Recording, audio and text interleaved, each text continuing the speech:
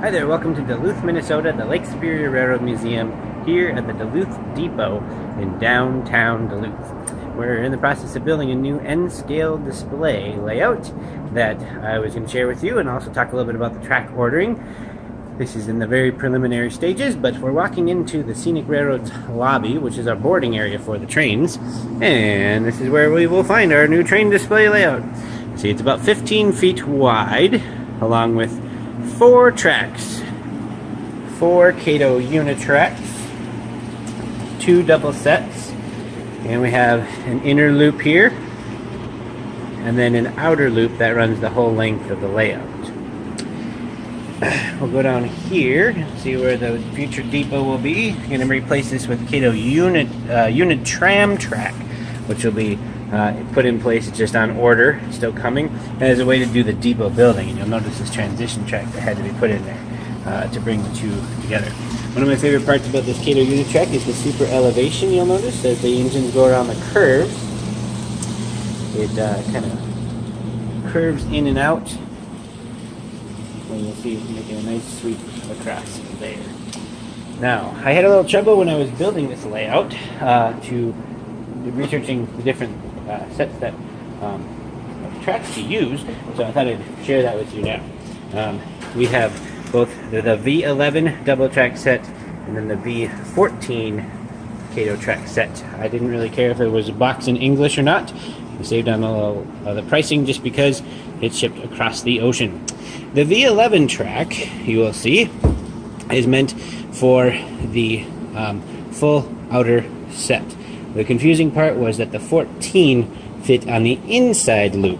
So the inside loop is actually the 14, as you'll see on the display there, 14, and the V11 is the outside loop. Now, the tracks I have here on the layout do not necessarily reflect what was in there. I bought a bunch more of the straight track to extend it, and then of course the preset options are not quite the same. However, I only had to really buy additional straight track and then this unit tram track that I was looking for.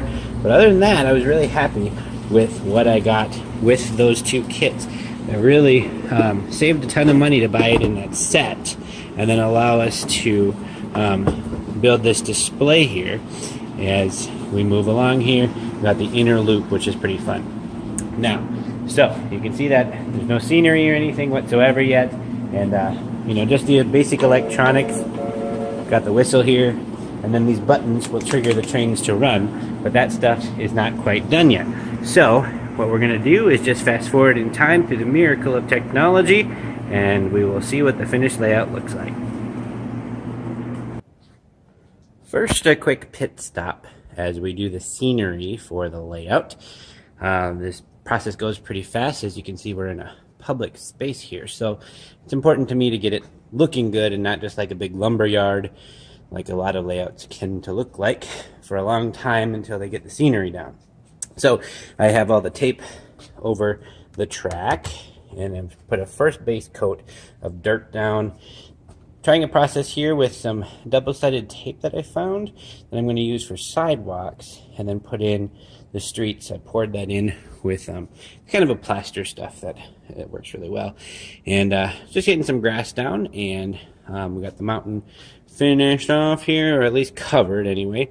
This piece lifts off so you can access the trains. It's just going to have to get cut open at some point along the way here.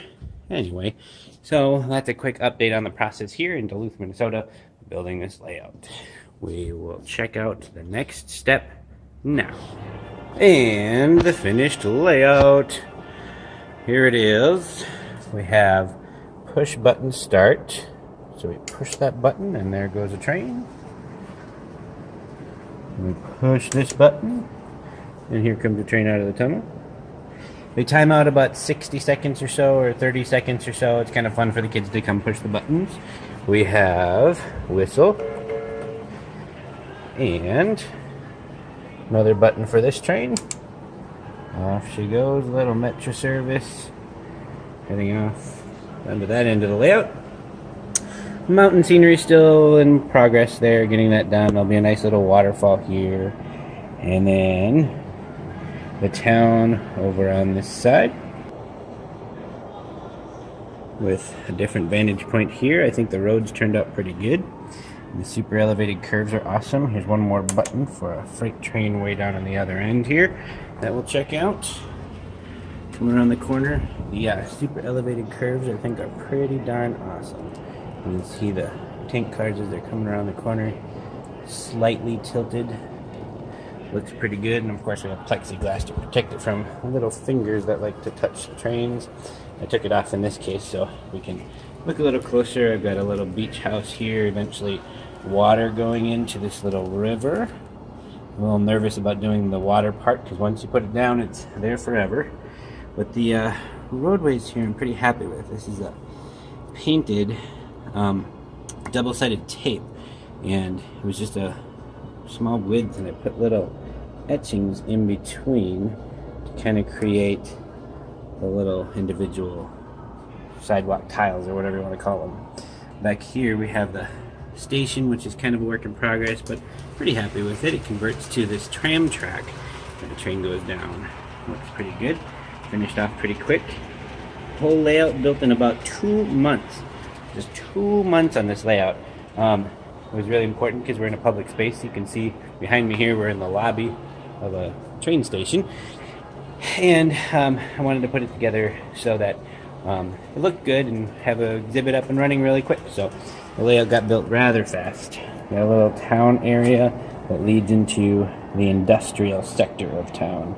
I don't know why there'd be two DL109s parked in the cargo area, but I think one other cool part of end scaling is creating little spaces for scenes, as you can see here. Little spots where things are going to happen once we get people going and things like that. As you know, model train layouts are just never finished. There's always room for improvement, but I think it's a good tactic to try to get the scenery down so you can start using your imagination to fill in the spaces that will eventually have little people and scenes going on. You can picture a future beach that will be there. So, thank you so much for joining me for this fun end scale project, and thanks for watching.